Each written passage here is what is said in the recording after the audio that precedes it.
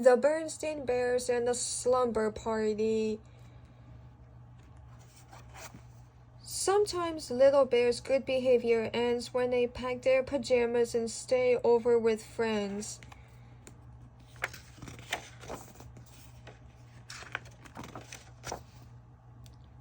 One of the most interesting things about a telephone is that when it rings, you don't know who's calling until you answer it. Sometimes when the phone rang in the bear's treehouse, it was for Papa. Papa Bear is a furniture maker, and customers often call about buying a table or a chair. Yes, I think I can handle that. How soon will you need it? Sometimes it was Grizzly Gran calling Mama about getting together for a visit. This weekend? That'll be fine, Gran. When the call was for Brother Bear, it was usually Cousin Freddie with a question about homework. The fifth problem? I got 6.5. What did you get? When it was for Sister Bear, it was almost always her best friend, Lizzie Bruin. For you, sister, it's Lizzie. And Lizzie almost always had some big idea. A tea party for other stuffed animals, going to the attic and dressing up in grown-ups' clothes, or organizing a sorority and using Farmer Ben's old chicken coop as a clubhouse with permission, of course. It's okay with me, but I think I should warn you.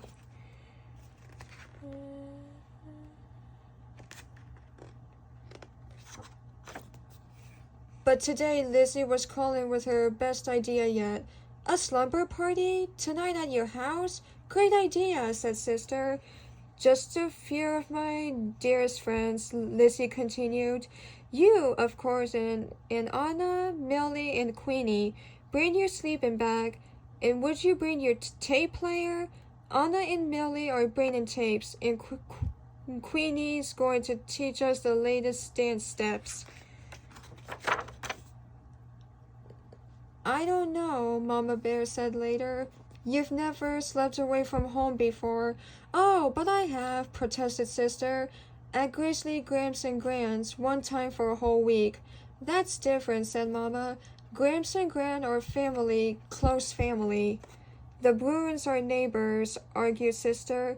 Close neighbors. Oh, please, Mama. It'll be such fun. I'm taking my player. Anna and Millie have great tapes, and Queenie is going to teach us the latest dance steps. Please, Mama. Oh, I suppose it's all right, sighed Mama. Come on, let's start getting you organized for this slumber party. You know, she said as she checked out Sister's sleeping bag, it still had some leaves stuck to it from a family sleep out. Sleeping over at a friend's house is a kind of special privilege. And something that goes with privilege is responsibility. Do you know what those words mean? Sure, said Sister. Privilege means being allowed to do stuff, and responsibility means not messing up. Now, you remember what your mama told you about privilege and responsibility, said Papa Bear as Sister started off for Lizzie Bruin's. Oh, I will, Papa, I will, she said. But Sister wasn't very far along the road to Lizzie's before she began thinking about all the fun and excitement she was going to have at the party. It didn't take long for those thoughts to push Mama's advice about privilege and responsibility clear out of her head. Another interesting thing about telephones is that they help news to travel fast, especially news about parties. Anna told her other friends about the slumber party, and they told their friends. Millie did the same. Pretty soon, cops from all over the neighborhood were calling Lizzie and asking if they could come to the party. Sure, she said, but bring some popcorn or soda. We don't want to run out. Too Tall Grizzly didn't hear about the party by phone. He heard about it when he and his gang went to show Queenie his new boombox. A slumber party, he said to his pals. Sounds like fun. How are we gonna get invited to a girls' party? Asked one of them. We're not gonna get invited, stupid, said Too Tall. We're gonna crash, boombox and all. Later, when the rest of the bear family had settled down for a quiet evening at home, Mama Bear sighed and said, I'm sure she'll be all right. Of course she will, said Papa Bear, looking up from a magazine. After all, Mama said, Sister is a well-behaved little cub, and Mr. and Mrs. Bruin have a lovely, well-run home, and are responsible, careful parents. No doubt about it, said Papa, going back to his reading. There was only one problem. Mr. and Mrs. Bruin weren't home. They had gone out for the evening and had left Lizzie in the care of a teenage sister who wasn't much older than some of Lizzie's guests. The Bruins hadn't planned on a slumber party when Lizzie had asked if a few friends could sleep over.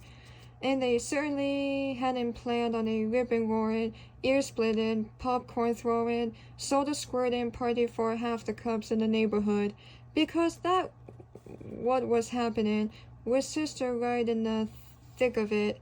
The only thing that wasn't happening at the slumber party was slumber. Lizzie Sitter tried to keep the things under control, but she couldn't even make herself heard over the noise. You never heard such a commotion. Some neighbors up the road had never heard such a commotion either. They called the police.